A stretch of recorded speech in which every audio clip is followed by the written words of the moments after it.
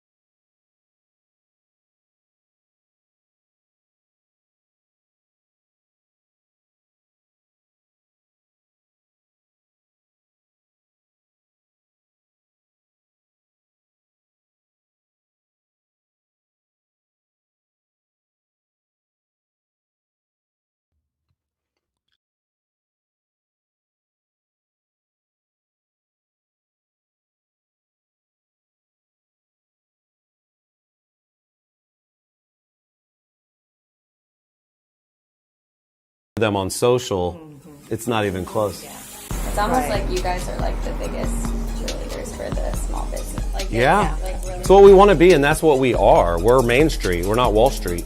We're not Silicon Valley. We are growing a little bit like that, and our branding is kind of as good as that, and people look at us that way, but that's just because that's possible. The amount of leads, the amount of opportunity, all the things that he's influenced me into is a direct cause of the success that we've had in my real estate business.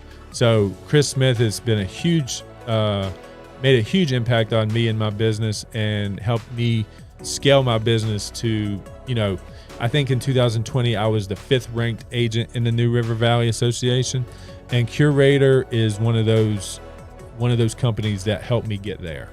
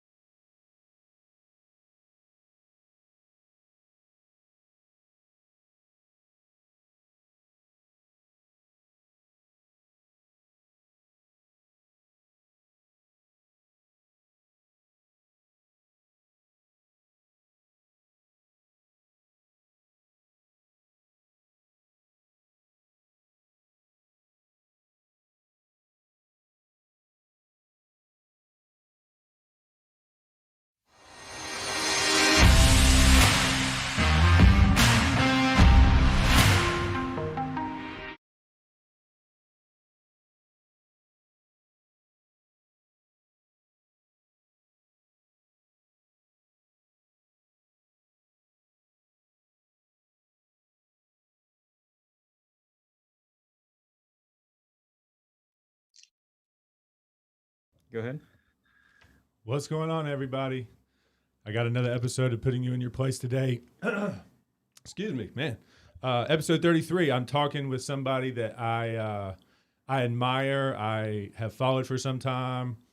That has given me a lot of inspiration. He's provided me great service and a great product.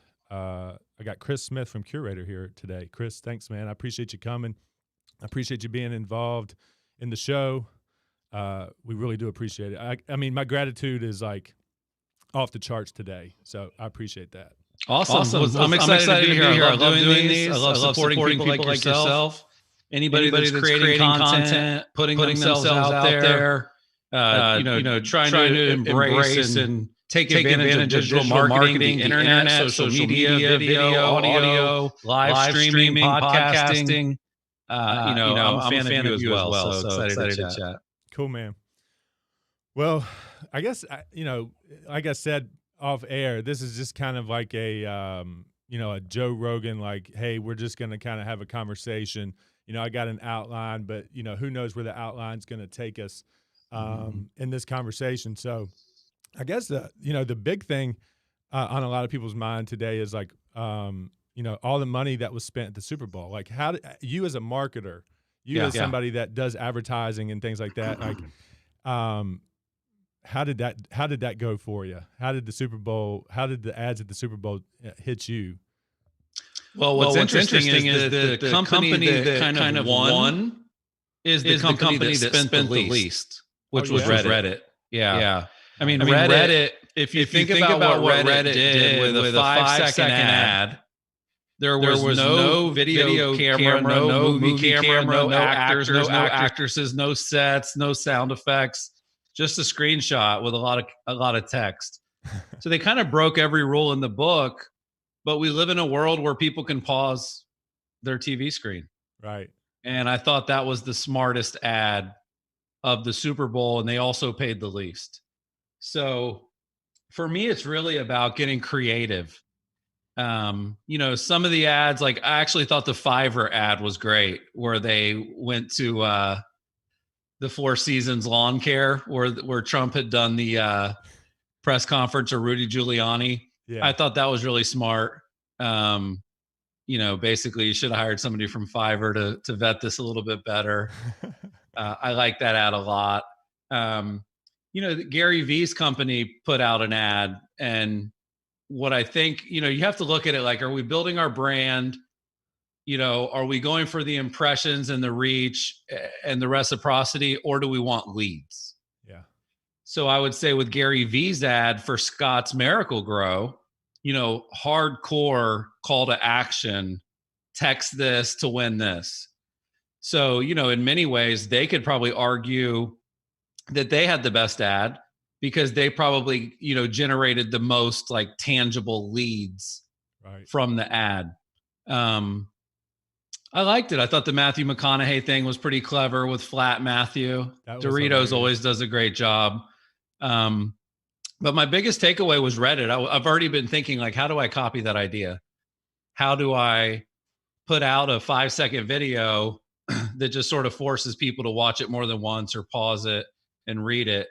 I just thought it was super smart. So I liked a lot of them, but I would give Reddit the crown. Right on. And, there was some Rocket Mortgage ads in there. I know that's one of your old stomping grounds, Quicken Loans. They ate up some ad space there too. I mean, how much money do you think was spent on the entire Super Bowl?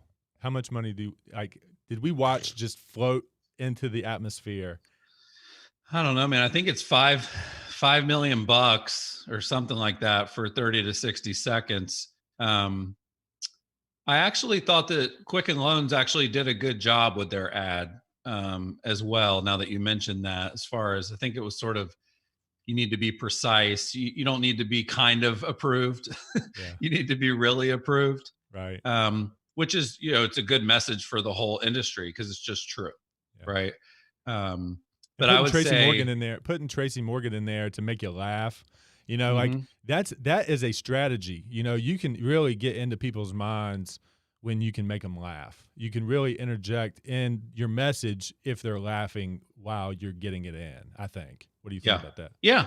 I've actually read about the science behind that like people's brains literally release certain types of chemicals when they're laughing that helps to solderize a memory. Yeah. For sure.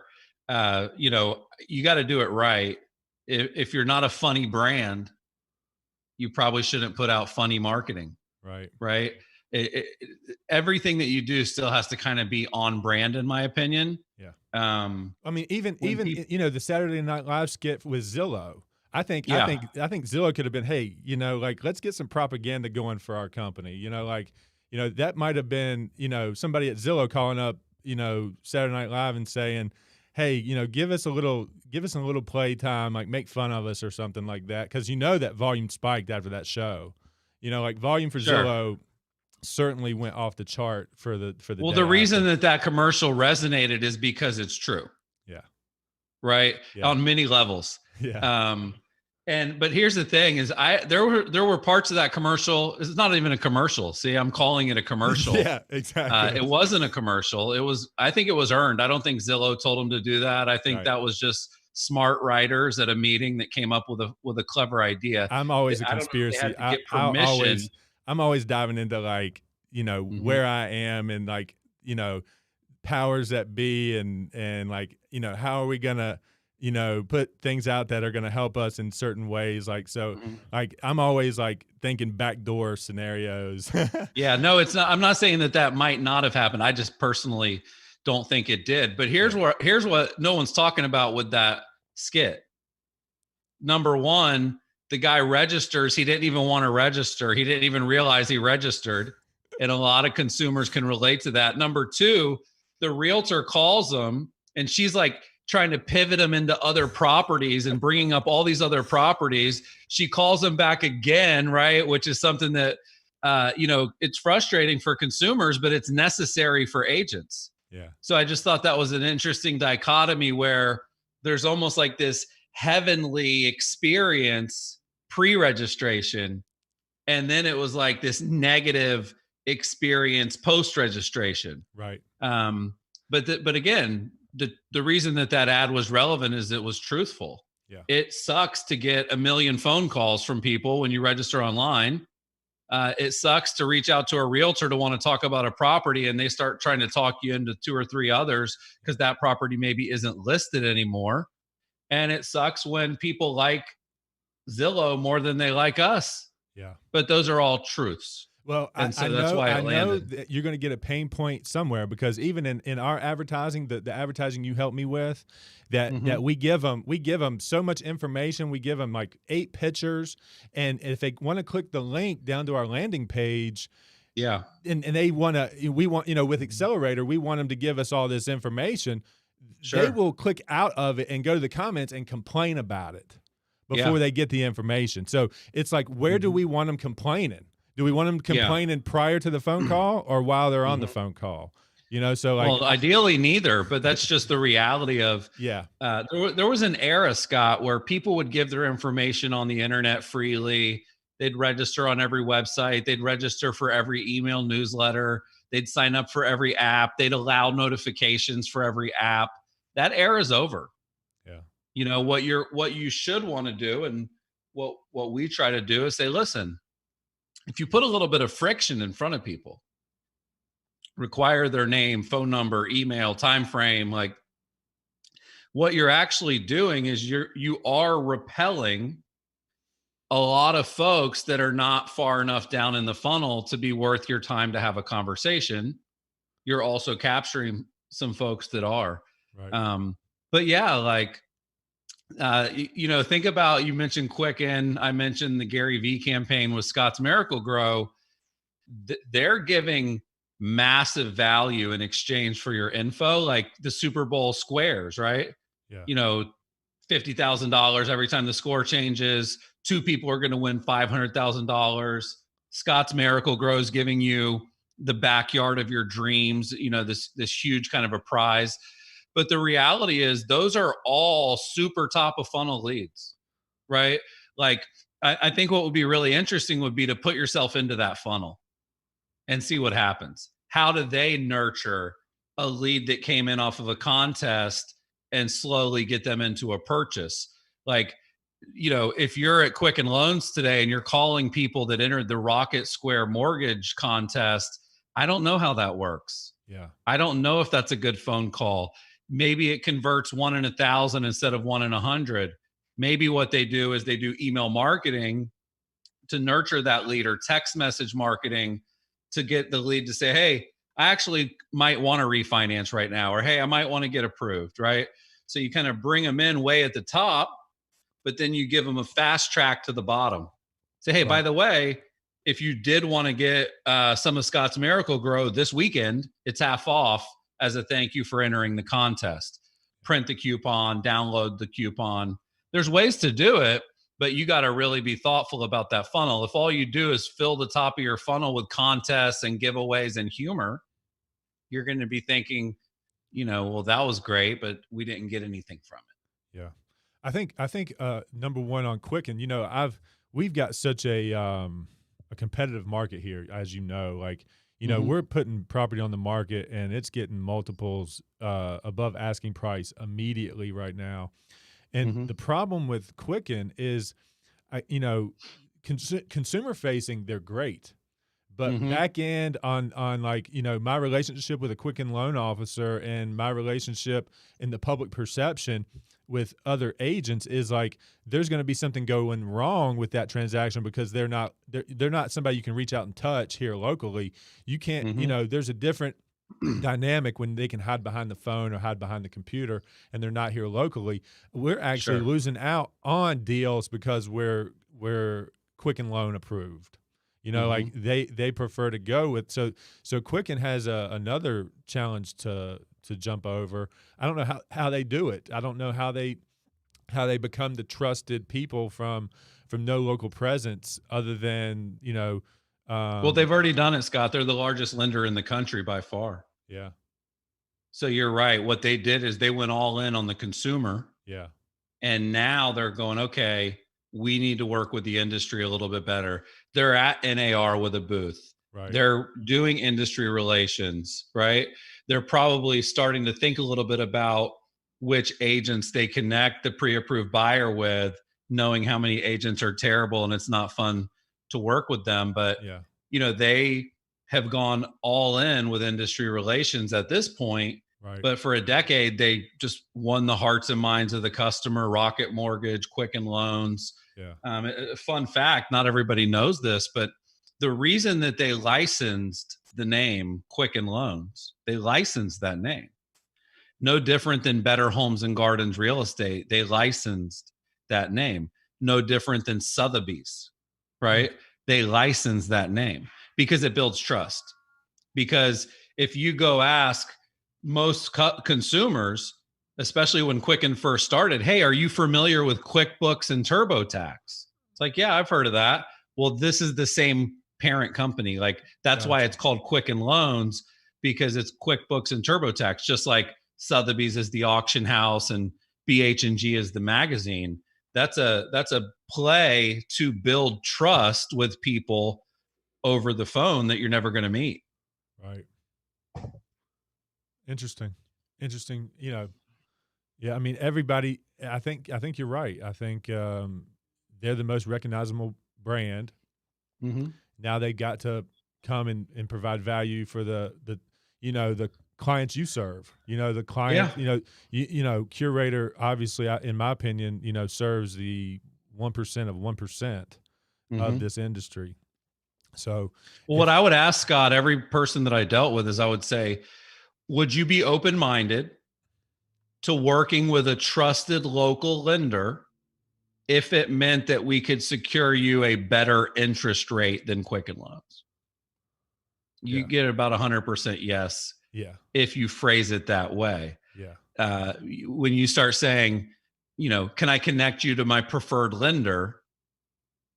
People start thinking, well, no, I don't want you to get a kickback, or you guys probably have a history. But would you be open-minded to me connecting you with a trusted local lender if it means that we can actually secure a lower interest rate than Quicken Loans? Most people who I send to them actually end up getting a lower rate than Quicken. And sounds you know like that. Sounds like you and Phil M. Jones have gone real deep. Yes, that's exactly stuff, what man. to say. I But mean, you have to be ready for those conversations. If they're critical, if they're common, or if they're difficult, you need to be prepared. Yeah, no doubt. That's good. That's good sales training, man. I know you've got a long history of that, and it definitely shines. I mean, it definitely, like, again, you're just like an inspiration of like the brand that you've been able to build and the influence that you have, and, you know, 15,000 followers on Instagram. I feel like you're 10x better than that. I think, you know, like, you know, but you go so deep with your community that 15,000 will take you home if you don't, if that's all you did, you know, if that's all you did. You know, you've gone. Well, it's so a good deep. example. You don't have to have the largest following if you have the right following. Yeah. So there's people with much bigger followings than me, but, you know, we've turned it into an 8-figure business. Yeah. Not a lot of people have done that. Yeah. A lot of the gurus and, you know, the guys that are driving Lamborghinis, yeah, they're making $500,000, $1 million a year, selling courses, selling workshops, selling coaching. But we're trying to build a big real business, and it's harder and it takes longer, and it doesn't allow you to spend quite as much time, growing the following, even though clearly proud of the following that I do have either way. Yeah. Now you worked at Dot Loop at some point. Now, were you just an employee there? Or did you have equity stake there when they sold? Is that how you started Curaytor, or like, give me the background on, how you came into the capital to really get Curaytor started, and just like the origin story of Curaytor. Sure. Yeah. So I'll address the Dot Loop question first. I was a part-time employee of Dot Loop. Along with that came stock options in the company. So sweet. But just like any other Silicon Valley venture capital backed startup, most of the employees have stock options, and depending on if you're a VP or an assistant or an engineer, or if you're in the C-suite, the amount of stock options that you have changes. Gotcha. So I had a good amount, but I did not get retirement money, even though Dot Loop sold for $108 million. Yeah. Which is just what a great journey to be a part of. Clearly, some people made some really big money from that. Yeah. And I think it was a smart investment by Zillow. What I did, Scott, is I took the job with Dot Loop as a way to sort of hedge my bets on Curaytor. Gotcha. So I got a base salary from Dot Loop. I got benefits for me and my family from Dot Loop. And that kind of gave me the security and the peace of mind to say, okay, I know I can pay my bills. I know I can feed my family. Now I'm going to start Curaytor with nothing to lose. So I was kind of blessed because I had built a good reputation in the industry. I had a lot of trust. Austin and, his team came to me to hire me. So that was just sort of one of my sort of negotiation points was, hey, like, I'll come help you guys and I'll do the best I can, but I'm going to start my own business, and we've already got the idea for it. And if it takes off and does really well, like, I'm probably going to have to segue more of my time into that. And they were cool with it. That's, leverage is powerful. As far as the capital, it's funny when you say the capital, I think of the freaking Capitol with everything that just happened. But the financial investment was, quite frankly, mostly just elbow grease and hustle, because what we would do is we actually would sign people up. When they signed up with us, we would then go sign them up for like 5 or 6 or 7 different softwares, and we would integrate and connect all those softwares.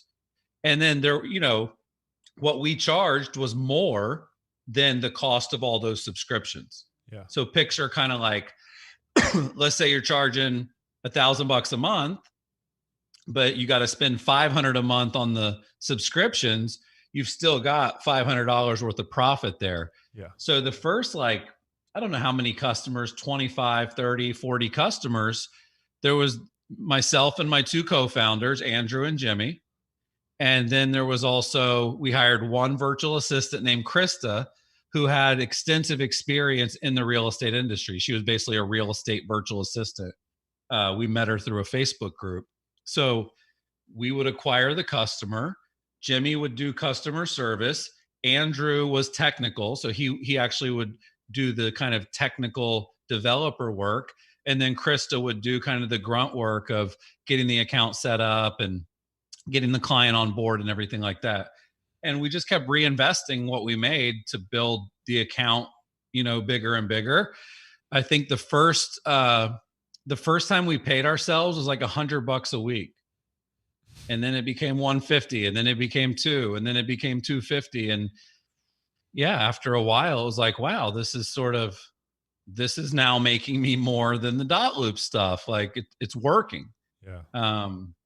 So yeah, that's really the the origin story, we never raised any venture capital. We never took out any outside financing, which is one of the things that I'm equally proud of and curious as to see what would have happened had we. Yeah. Because when you talk about like building great products and software, which is now there's still some integrations in our platform where we rely on our partners, but about 80 or 90% of it is now us building it, us maintaining it, us writing the code. The websites aren't WordPress anymore, they're Curaytor. The email tool is not MailChimp anymore, it's Curaytor. The analytics tool is not Mixpanel, it's Curaytor. Convert. Like we sort of slowly built a lot of the software, and it's expensive.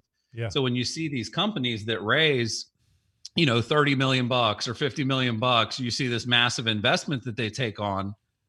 A lot of it goes into engineering talent. A really good engineer, a quality engineer, is going to make, 150 to 200K per year. Yeah. Some of them can demand even more than that. And at most companies, Buffer, HubSpot, they've got dozens and dozens, if not hundreds of engineers. So your cost of labor is really high, and that's why you need big investments to go make your idea happen, because you need people to build it, maintain it, iterate on it, which is very expensive. Sounds like to me that you had, you had the recognition to pull in the clients. You had an operator ready to put the conveyor belt machine together to make sure that everything was handled right. And you guys just have a good, solid team and each other's role in the company. Sounds like that's kind of what you put together. Is that right? Yeah. You have to have people around you that complement your skills. Right. So Jimmy and I used to say, I'm front of house, he's back of house. Right. Yeah. I would put myself out there and go to conferences and write books and do everything to bring in customers. And then it would lead to him, and he would maintain the relationship, keep them happy, etc. Yeah. Jimmy has become much more prevalent in the front of the house over time. He's the CEO now. Yeah. So I've kind of slid into like the dream job where I evangelize Curaytor, I consult all the different departments, I coach, I train, but I'm not the CEO. Yeah. He has to deal with all the challenges that come along with that role day to day. But yeah, we complemented each other. There's a thing in my book, People Work, that I wrote with the guy from Dotloop, and there's a principle that stars are made in Hollywood. And it's this idea that like you have to surround yourself with people that you really want to be around, because that's what you'll become known for. Yeah. So when you think of Hollywood, you think of actors. When you think of Nashville, you think of musicians. When you think of New York, you think of business people. But those cities are not, largely made up. It's not like everybody in Nashville sings country music. Most people there don't. Right. But if enough people are a certain way, that becomes your stigma. The example I use is the Chicago Bulls. I love the Bulls. I love Jordan. Yeah. That was my idol growing up. He needed a star. He needed Scottie Pippen, but he needed Steve Kerr, and he needed Dennis Rodman, and he needed Bill Winnington, and he needed Phil Jackson. Like, to become a champion, a dynasty, you've got to have these like really good role players in place. And at this point we have 50 employees. Wow. You get to a point where your employees are in conversations with your customers way more than you are. Yeah. You've probably talked to the accelerator team more than you've talked to me. Yeah. And if they don't do a great job, and if they're not responsive, and if, they're not kind of on brand, then everything I did to bring somebody in is kind of a fraud. Yeah. So yeah, your people are your best asset. And then, that's one thing I hear in real estate, a lot of agents. So I can't hire someone because they can't do it as good as me. And if a business like Curaytor took that mentality, we would be a fraction of the size that we are. And the smaller you are, the less of an impact you can have on the world and on your life and on the life of the people that work for you and your customers. So it's the wrong mindset, but it's a prevalent one. Yeah, that you don't. I've got to do it all. You have to have the leverage. Time's so valuable. 24 hours in the day, we all get it. So how are we gonna try to multiply the opportunities in the 24 hours? The only real way to do that is through more people. But it seems like to me, y'all have done a really good job of holding your money accountable, growing at a pace that isn't risking it all. I shoot from the hip, man. I wish I was more like that. I wish I could be more like that. I spend money on things. I spend money on things to run my business that have helped me develop my business and get me to this certain point. But then also, there's a quote that says, "What got you here won't get you there." So I gotta find some people that I can pass that knowledge down to, so they can do the same things that I'm doing, and support them in that endeavor, so I can earn more money and have more leverage of my time. So if you wanted me at an excellence one year, I could get on stage. Yes. I could go do that.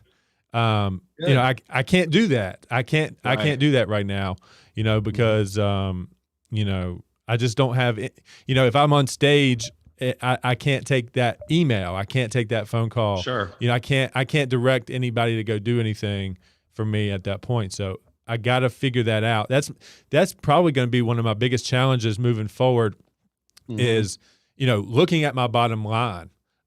I hardly ever have looked at it. I've been so top line focused that I'm just like, pay it, do it, get it, do it. It doesn't matter. But now it's getting to the point where, the cost of sales, it matters. I'm feeding 5 people. I'm trying to get bigger. I'm trying to go do more things. It's irresponsible of me not to hold my money more accountable. Yeah. It's not how much you make, it's how much you keep. But sometimes people don't grow as much as they could because they're too concerned with the bottom line. The way Jimmy and I think about it is offense and defense, right? Right. You can't just play defense if you want to grow. Yeah. You've got to play offense. You've got to make some investments in people and systems and leads and all of that. Yeah. But if you only play offense, you can get in a lot of trouble too. If the wind blows the wrong way one year, think about last year in March, COVID hits, everybody freaked out. Yeah. We didn't know real estate was going to actually thrive and do well. So for the first 30, 45 days of COVID, what do people start doing? They start cutting. They say, what can I cut? What can I keep? And what you want to be to your customers is you want to be essential. That's really the key. Our vision statement is 2 words: be irreplaceable. Because when things go bad, and they're going to go bad again, I hope they don't, but they probably will. There's cycles of this stuff. The analogy that I would use, Scott, would be a lot of people canceled Hulu, but not a lot of people canceled Netflix. Right. You don't want to be Hulu. A lot of people fired their pool guy, but nobody fired their power guy. Right. You didn't get rid of your power bill, but you might have got rid of your pool bill. Yeah. Same thing with your phone. Nobody got rid of their phone, but a lot of people might have downgraded their plan for their phone. Yeah. Right. So you want to be essential. That word came out a lot, right? An essential business. Yeah. And it's true. And when I think about real estate agents like yourself, I just think there's so much opportunity to be essential pre and post sale. Yeah. Like you guys kind of obsess about being essential during the transaction. And that's great. You have to be. That's the job. But what can you do with your content, with your brand, with your social media, with your blog, with your networking, with your Facebook groups? Like, how can you become an essential and irreplaceable part of your customers' experience in life? And we see that happen quite a bit where, a good example back in the day was 365 things to do in Nashville. These Facebook pages where every single day they would post, a cool thing to do in Nashville. And that got a lot of attention. And then it trickled down to business for the agents that did that. I think about our buddy Jay Marks in Dallas. Yeah. He's got a vlog called Foodie Friday. Like he's going in and interviewing restaurants and, talking about their best items and sharing their backstory. And, that's the kind of content that you want in your feed, all year round. Yeah. Versus just a listing or an open house or a sold or a review, right? You have to have both if you're going to be essential on each side of the transaction. And part of the truth is, the scary truth is that, 95% of the people in your life are not buying or selling a home this year. So if you only go after that 5%, you really repel the 95%. And then their interest in what you have to say is extinguished by the time you transact. They're not even paying attention. Curaytor, you're right. We do go after, I wouldn't say the 1% of the 1%, but I would say we go after the 3 to 5% of top producing agents and teams. Well, you can't necessarily just target through ads and say, only show everything I do to the Wall Street Journal top 1,000. Like it's not that easy. So what we've tried to do through the books, through the podcast, through the blog, through the speeches that we give, through the interviews like this that we do, is we just try to bring value to 100% of people. And then we hope that people will go check us out and see what we do and figure out if it's right for them. Yeah. Because imagine if all I did was talk about, hey, if you've got $3,000 a month, come talk to us. Like 95% of the industry would tune us out. But you have to realize a lot of agents are starting out or they're getting better and they're working up. And then one day they're going to be a Curaytor client. So that's exactly my progression. I mean, in the little trailer we produced, you heard me talking about, where I ran into you at the San Diego National Convention. You were doing the homes.com thing and it was very compelling what you were saying. And, I just, that got me on my journey, and I am now at the top level of Curaytor client. I mean, I take advantage of all of your product and service. We had that conversation when Accelerator came out, of, hey man, like I had to get the guy on the phone before I committed and dove all the way in. Sure. And it was great that you were willing to do that. I mean, to get the top guy of the company on the phone to just help me cope with that amount of money, because it's a lot, but it's performing. It's performing. It's doing everything that you guys would have hoped it was going to do. I mean, the amount of impressions and lead opportunities and people into the funnel, you just hit it on the head. I mean, you hit the nail on the head with that product. And if I had more money to put into monthly advertising, I would do it. I mean, like we're trying to figure out ways to do more online. So this is a good segue. And like, I do have a thing on the thing here about the privacy wars of it all. The battle between Apple and Facebook and the overall privacy thing. Like, how are you guys planning and developing strategies? I know y'all had talked something about YouTube pre-roll and like, where are you guys looking at other forms of advertising? Because if you're cut off from Facebook, what do we do? Right? Like, what happens? Yeah. Well, you're not going to get cut off from Facebook, but a lot of amateur advertisers will disappear. Yeah. Just like when NAR and FHA said, hey, your ad targeting you can't target by age. You can't target, within a mile of a neighborhood. You have to target within 15 miles of a neighborhood. Everybody freaked out then too. You know what I mean? Yeah. I get it. Ultimately, the consumer is going to probably win the battle over privacy. Yeah. Apple is basically saying, hey, if you're going to track what people do, and if you're going to cookie them when they come to your site, or if you're going to have a pixel installed when they leave, we're going to kind of pop it up in between that leaving and say, hey, this company tracks you. Is that what the disclosure is at the bottom saying, hey, we use cookies? Is that what's going on there? Yeah, that was actually something that came out right around a year and a half or 2 years ago, where if you're and how many websites have it? This website uses cookies, and you hit allow or you hit okay. Yeah. But think about it. How many websites do you see that and go, oh, I'm out of here? No, you just close it and you keep browsing. Exactly. Yeah. So, that's part of it. Is I think people's first reaction is to overreact. I truly believe that. What I would be thinking a lot about, and what we're thinking about internally, is what can we do, not what can't we do. Yeah. Because it's easy to figure out what you can't do. What Facebook has been able to gather about its customers, the posts they click on, the posts they like, where they live, their job, their like all this stuff, you have what's considered first party data. That's really what you'll be able to tap into in all its glory. Yeah. Third party data would be kind of, oh, they left and then they browsed a website, and then they want to grab that data from the website and shoot it back into Facebook. Gotcha. I think, with social media in general, a lot of us didn't realize what we were doing. We were just signing up left and right and liking pages and clicking stuff, and the algorithm is real. Yeah. But the overreaction typically is what happens. Now, Facebook has come out and said, hey, you might see an impact on your ads.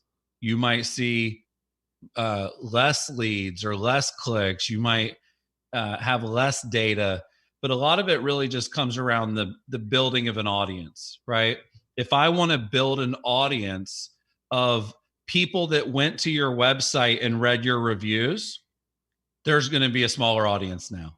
Right. If I want to build an audience of people that went to your website and looked at 10 different properties or 10 different pages, like, highly trafficked users, it's going to be harder to do that now. But overall, if they click a post, if they like a post, if they comment on a post, if they share a post, all of those sort of triggers and sort of what you would call kind of warning signs, if you will, those are all still going to be available for targeting. Just the stuff that they do off of Facebook will be a little bit more difficult. You mentioned YouTube, which is owned, of course, by Google. We are already starting to manage Google ads. We're testing YouTube ads. The funny thing is, I want to say, yeah, the targeting's better, because it is right now. Right now on YouTube, you can target smaller areas. You don't have to target the 15-mile radius stuff. You can still use demographic targeting, which kind of went away again on Facebook. You can target people that have shown interest in real estate channels and real estate related content, which is harder to do on Facebook. But the truth is, those targeting options are probably going to go away too. I think that this eventually will sort of impact, it won't be like it impacts Facebook. It'll be like it impacts the internet. Gotcha. It impacts the internet, but the internet's not going away. And your customers are going to use Facebook and Instagram, and they're going to use LinkedIn and Twitter, and they're going to use TikTok and Snapchat, and they're going to do Google searches and watch YouTube videos. So the question that you have to ask yourself is, do I want to be there or not? Yeah. And I think most people would say, yeah, probably a good idea to stay in front of customers. Yeah. When people did billboards, you got to be everywhere. Channel, yeah. And by the way, when people drove by billboards, or when people watched TV commercials, or when people listened to radio ads, or when people got mail out of their mailbox, none of those mediums were like super targeted. If you got a billboard on the interstate, there's teenagers driving past it that are not anywhere near buying a home. Does that mean you shouldn't do the billboard? You have hopefully safely 85, 90-year-old driving past it that is not going to buy a home. Should they not see the bill? Should you not do the billboard at all? Because 100% of the cars that go past it are not filled with your perfect customer. when we do ads on Facebook, we waste a lot of our ad spend because it gets in front of Keller Williams, it gets in front of Remax, it gets in front of Coldwell Banker. And as you know, Scott, are all of the agents at those companies really good at what they do and make a lot of money and successful, or are like half of them don't even do a deal? Right. So you're always going to waste a little bit of money when you advertise. I think that's a universal truth. Yeah. But if your business is growing and you're getting an ROI, that's really what ultimately matters. Yeah, that's good stuff, man. I mean, I love your perspective on these situations. I mean, it's been tremendous. What's the runtime here, Sky? We've been running about 46 minutes. Okay. All right. Well, I guess let's see what we got here. All right. So you got the Jordan there in the background. You know, you got. I know you collected all those shoes at one point. Do I have it right? You sold all those? Like you just at some point you just went like, all right, I'm done with this. I'm going to just sell all these. Like, is that right? Yes and no. So I did get rid of some of them. I did keep some of them.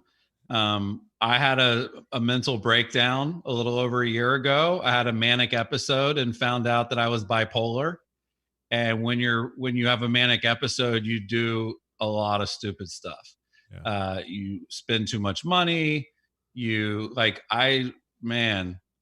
not going to go to the depths of everything that I sort of thought of, but yeah, that was one of those things, which was like, I'm never going to wear red shoes again. I'm tired of wearing red shoes. I need to diversify my closet. And yeah, I gave some away. I kept some. When I finally came out of this like crazy state that I was in, I found a garbage bag full of like 3 or 4 of my favorite pairs, thankfully. A lot of them are actually just for display purposes. Like I never wear them ever. Yeah. These are like round one, right? These are the first editions type things, right? Yeah. Yeah. This is like a Jordan 1. Yeah. You know, my cousin actually got me these, my cousin's boyfriend, I should say. Right. He came to Orlando and picked my brain on business. And so he bought me a pair. I think, our story has ups and downs. I think, letting people into some of the down and the vulnerabilities and the things that actually happen to real people in real life. I think that's pretty compelling stuff. You know, it's something that you can maybe help others understand what you went through and that they can still achieve big, you know, like what you've been able to accomplish in your life has been, remarkable to me. You know, like I use you as an influence. I mean, for even doing stuff like this. I mean, you know, I even took your time spot. I mean, y'all run Tuesday at 2. I was like, well, Curaytor does Tuesday at 2. So like, must be a reason. Yeah, it must be a reason. Yeah. So like I'm blindly looking at your example and like trying to follow your path, you know? So like, well, I think it's smart. It's actually really good advice, Scott, which is don't always listen to the advice these folks give, observe what these folks do. Yeah. Right. Because we do our best to teach and train and sort of on purpose give you ideas to go execute that we think are going to help. But there's a lot that you can learn through like osmosis, you know, like you mentioned, some people with much, much larger followings, right? Well, one thing I know 100% for sure is that the people with larger followings than me post a lot more than I do. Yeah. So they may post 2 to 3 times a day. They may post 10 to 15 stories a day, right? Whereas, you know, I might post once a week and post a couple stories each week, and I'm just not as active there. Yeah. But I'm watching it and I'm aware of it. Just like right now, I still haven't posted on TikTok, but I'm consuming stuff there and I'm analyzing what works. And, you know, why is this guy that no one's ever heard of got a bigger following on TikTok with more engagement than Gary Vee? Yeah. Well, you know, why is this sort of strategy that they're using more appealing to this new audience than a certain strategy might be. Like, I'll tell you right now, if I go into TikTok and I just give advice for real estate agents, I'm going to lose. Yeah. That's not a sought after category. Yeah. There's not enough agents that are logging onto TikTok every day to even kind of exponentially blow up my account. Yeah. But sales advice, marketing advice, business advice, those things all seem to be doing pretty good. You know, if you kind of take it one level above and you don't make it only about real estate, you know, you kind of take the real estate piece out, I think it can still do really good. Right. So, I've actually encouraged, we've had Instagram conversations about our conversion code 2.0. Yeah. What's going on with conversion code 2.0? I mean, I know like the conversion code could honestly live forever, but it's got such a nuance because some of the things that you were talking about, some of the companies that you brought to the forefront, like those companies might not be around anymore, right? So yeah. So like I think you have a real opportunity with the following that you have to continue. I'm sure there's a lot of research and time and energy put into developing a book like that. But you stay such on top of the game that I think you could probably just make a few adjustments here or there and put out one of those probably every 5 years. Yeah, I tend to agree. I think that you need some time to pass. Yeah. For there to be enough new stuff to sort of teach and analyze and test and then share. Yeah. The fundamentals of the book haven't changed. Some of the apps and some of the tools that are like, one of my favorite apps in the book is called Charlie app, right? Yeah. And it was this amazing app that would connect to your calendar. And every time you had anybody on your calendar, it would provide a link to a dossier and it would show, all the stuff they've been doing on social. Basically, it would go stalk them online, get every data point about them humanly possible, and put that in your calendar for you on every appointment that you had. It was a great idea. Salesforce agreed. And so they bought them and then they shut it down. They rolled it in Salesforce. It's not actually a standalone app anymore. You can't sign up for it even if you wanted to. So there are a couple things like that. Quite frankly, when I talk about the targeting of ads on Facebook, a lot of that changed with some of the changes to the Fair Housing Act and NAR and HUD. Because you can't mirror audiences anymore, right? Like that was one. I mean, Facebook at one point was probably the best marketing, advertising, targeting tool in the history of mankind, but it's kind of been dumbed down, right? Well, it's been, yes, and it still is the best. Yeah. So they were creepy good. Right. And I think that, by the way, Scott, this is a good lesson for people as to why sometimes it's worth being an early adopter and an innovator in a new medium. Yeah. Versus, always questioning it and wanting to prove that it works and wanting to, kind of know for sure it's valid. Yeah. There's an early mover advantage, you know? Think about Zillow. People used to sign up for Zillow and get leads from Zillow and close deals from Zillow. And it was a couple $100 a month. Now it's thousands of dollars a month, or they charge 35% of your commission check. Yeah. So the sort of Zillow golden years are over too, right? Yeah. All these companies, but here's the nice thing. They're all publicly traded, especially Facebook. They make 99.9% of their revenue from ads. Yeah. So they're going to keep innovating. They're going to keep creating great ad units. But the conversion code 2.0, some of the things that it would include, like I would go way deeper on audio. So I would go deeper on podcasting. I would go deep on Clubhouse, the new app that's blowing up right now. Yeah.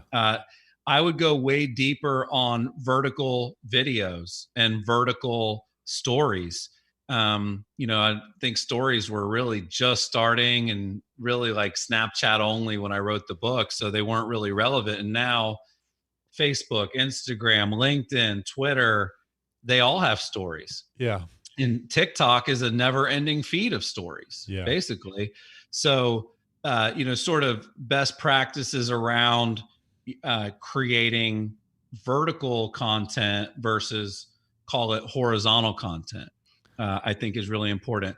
But I'll tell you what so the marketing stuff is going to change faster than the sales stuff. Right. That's, section 1 is all marketing and advertising. Section 2 is, okay, now the lead came in. What do I do to go from a lead coming in to getting them to pick up the phone and have a conversation? And calling quickly and calling often and text messaging, like all merge codes with their name and short, sweet messages that try to get them to reply to you. Most of that would not change. Yeah. Same thing with the phone call. The actual sales call wouldn't change that much either. Right. So I do think I'll update the book. I'm going to carve out some time to make that a priority. And I just want there to be enough, cool new stuff to do so. Most people, Scott, have not even come close to executing on what's in the book already. Yeah. They haven't. And Guilty. I'll give you the example. Guilty on that. I mean, that's why I hire you.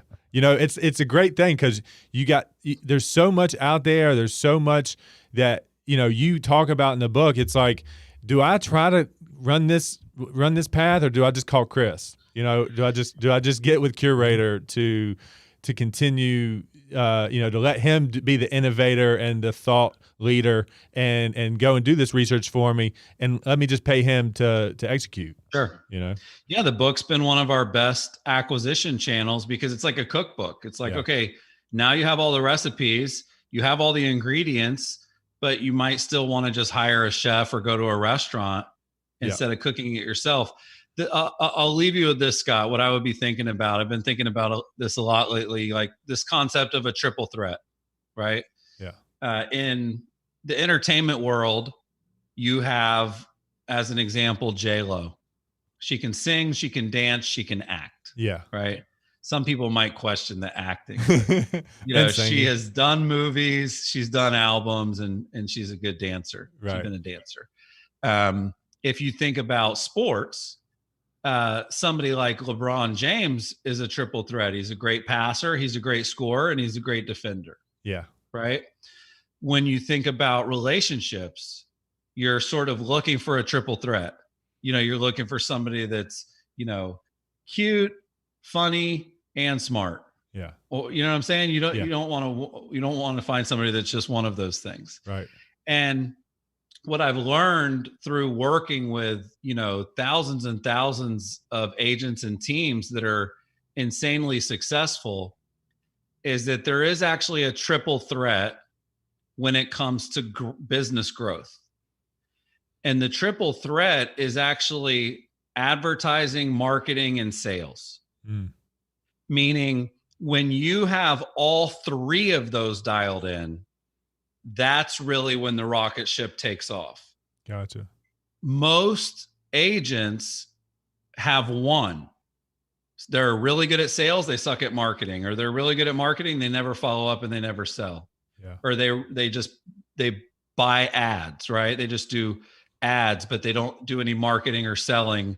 They just look for the low-hanging fruit that comes in. When we look at the teams that have multiple millions of dollars in GCI, it's because they have all three: marketing, sales, and advertising. Now, you can actually get by on 2 out of 3. If you have a program like Accelerator that's bringing in paid ads and leads, and you have a really strong sales team, that's going to be enough to grow. Yeah. We have a client up in Canada. His name's Jordan Rossman. He has paid ads, so he's got the advertising bucket, and he does a lot of marketing. He doesn't want to be in sales. Yeah. But between the advertising and the marketing, he's growing.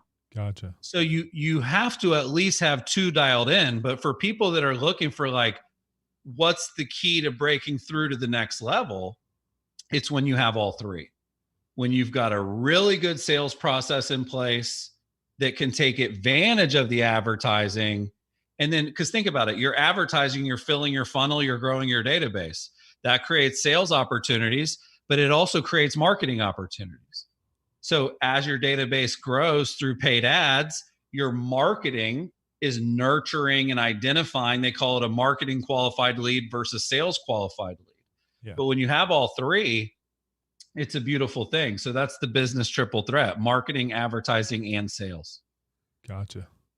It's great. It's great to just hear that, that just hearing somebody say that really just kind of like triggers like, okay, that makes a lot of sense. Let's like dial that in and make sure that's what we got, Yeah. Okay. Make sure that's what you got, and then identify what you don't have. Because for a lot of people, they don't have the sales piece in place. We have clients like Dan Chen. We have clients like the Woodbeck team. We have clients like AJ Hazy. We have so many clients that are absolutely killing it. And then we have clients that's like, it's kind of going good, not sure. And then we even have clients, it doesn't work. Yeah. Well, I can promise you that the ones that say it doesn't work, they don't have sales or marketing. They might just have ads. Right. Or they might be good at sales, but they don't ever cab and create content and run ads, etc. Sure. But yeah, I want everyone to be successful. Scott, do we have any questions from anybody online? I mean, I got a couple questions here from, I wanted to do just like a couple of Q&A type things, if you don't mind, Chris. Sure. Do we have anything online there, Scott, or I can just read kind of what's here from the staff? Yeah, I think we don't have anything right now for online. Okay. I guess a couple of I kind of polled my staff to ask you a couple questions. How important is website search engine optimization on Google? How important is it? Because, the website that we have doesn't, obviously, are we going to compete with Zillow and Realtor.com? No. But where should we be with the Curaytor website, in your opinion? And is it really just not important to rank that high on Google search? I think it's important. Yeah. You want to rank for the right stuff. Right. We started off as a social media company, so we didn't put a ton of time into thinking about SEO and, architecting backlinks and keywords and all this different stuff. But if you use it properly, you can rank. If you create the right content where it's actually longer tail stuff, neighborhood level stuff, school district stuff, price point, bedroom number, some of that stuff. The majority of the kind of like high volume searches, you're right. You're not going to really compete. If you want to rank above Zillow, you need to do Google ads. That's really the quickest path to doing that. But what I found, and I've talked to hundreds and hundreds of agents about this, the ones that get it right, meaning SEO, it usually leads them to a handful of really good opportunities per month. So it's more of a quality play over quantity, because if somebody's searching condos for sale right now in downtown for over 500K, that's a very high level of intent. So once you do rank, you never want to unrank. Like I've talked to agents that have like old website, really ugly, definitely needs like a makeover, but they won't touch it because they get 2 or 3 good leads a month. So I think have the right expectation. If we put the work in, if we create content the right way and we start to rank, what is that going to lead to as far as growth? And it can lead to a couple deals a month. It's not going to lead, most likely, to hundreds of leads per month, but it's going to lead to sort of leads at the bottom of the funnel if you get it right. Yeah. But, Curaytor, WordPress, REW does some really good stuff with like optimizing their sites. Like it really comes down to making it a priority. And for a lot of people, they just don't have the time. And then they do get kind of a defeatist attitude, which is like, I ain't going to outrank these guys anytime soon. I don't like that. I mean, I want to think I can produce with the, I can step in the ring with the heavyweight. That's what that's my mentality is. You do this, okay, I can do this, and sure. I don't have the resources of that, but maybe we can figure out a workaround, or maybe there's another way to perform that way. But I think I'll tell my staff to just continue to talk with you guys and continue to express what we're going through. I think maybe that might be the best avenue of. I bet if I looked at the back end of your site and I logged into your pages and your posts and some of that stuff, you could be kind of doing it right. There's a lot of settings that are not super obvious that you've got to go into the right area to add the right tags, add the right descriptions, add the right titles, things of that nature. And a lot of people just kind of blow past that. Yeah. But yeah, call your CSM, call your coach and tell them that's important to you. And they can at least show you what can be done. Like I said earlier, everyone knows what we can't do. Let's show you what we can do. Okay, cool. Well, I guess I'll just, give you the last word here and pretty much just, tell you, I think I said this to you maybe at the last Excellence, like, you line them up and say, go, I'm ready to run. Like, your influence means, a lot to me. I think a lot of people would agree with that. The work you guys are doing is very valuable to us, and just keep being you, and, whatever you've had to deal with, we're proud of you, and we want to keep seeing you win, and, we're glad to have you, and just thanks for being you, man. I appreciate you. No problem. Thank you. Keep fighting the good fight, and thank you for your business too. Yeah, man. All right. Well, hey, thanks again, and hey, we'll talk to you soon. All right. Hey, you know what? Stick around. We're going to end this. I just want to talk to you off air real quick before I let you go.